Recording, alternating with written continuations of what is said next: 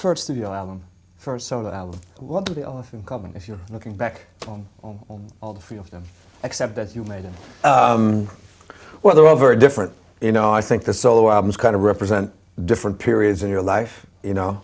And this was a period of my life when I was looking back over the last, say, 7 to 10 years or something like that. And, you know, I think solo records, if you so choose, you have the freedom to make them very personal albums. And what I've always been very, very good at as a songwriter is bringing out songs and feelings that I have inside me that are my stuff that becomes everybody's stuff. You know, obviously, I think I've done that well over my career. And again, with this particular album, I think that what I wanted to expose was the fact there's more commonality in humanity between people than there is a disconnect.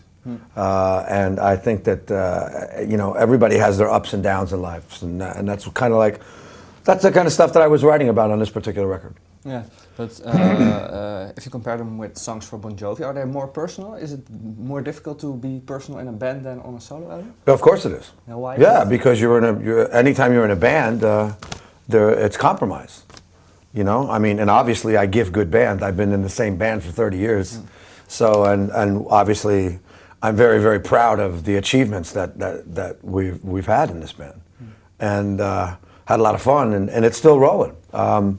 But this was an opportunity for me to have freedom. I think that's the essence of what this record really was about.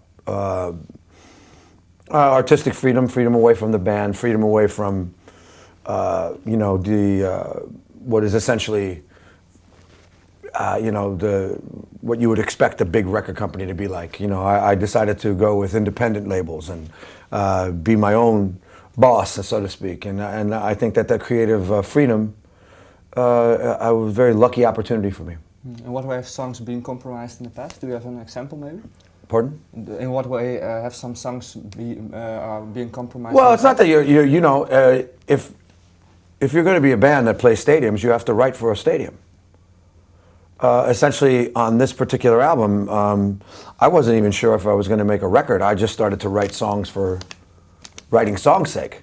And once I wrote 4 or 5 songs, I started to see, it looks like it could be an album. So I got a couple musicians together and went into the studio and went, this definitely looks like an album. So it started to take a pattern, and like I said, it was very personal. But then on the other side of that, those personal experiences, it becomes everybody's story. And like I said, that's what I've been good at. You know, traveling the world as extensively as I have over the last 30 years. I mean, the last Bon Jovi tour was 52 countries, 18 and a half months. You know, I really soak up the undercurrent of what's happening all around the world with people. And I think that I was finding that, you know, there's a lot of struggles out there. People are going through a lot of struggles. And that brings me to a song, Weathering the Storm, that I happened to write with Bernie Taupin, which was a huge honor, obviously, to write with Bernie. And we talked about, you know, what I wanted to talk about with this particular record, and my own personal things the storms that I was weathering, and the fact that I've seen people all around the world weathering, you know, the economic downturn of those storms, wars, political injustice, maybe their own personal storms. But the operative word being weathering. When you actually come up on the other side of adversity and you weather that kind of storm, there is triumph, there's freedom, there's optimism, and there's a new beginning. And that's what this album really represents to me.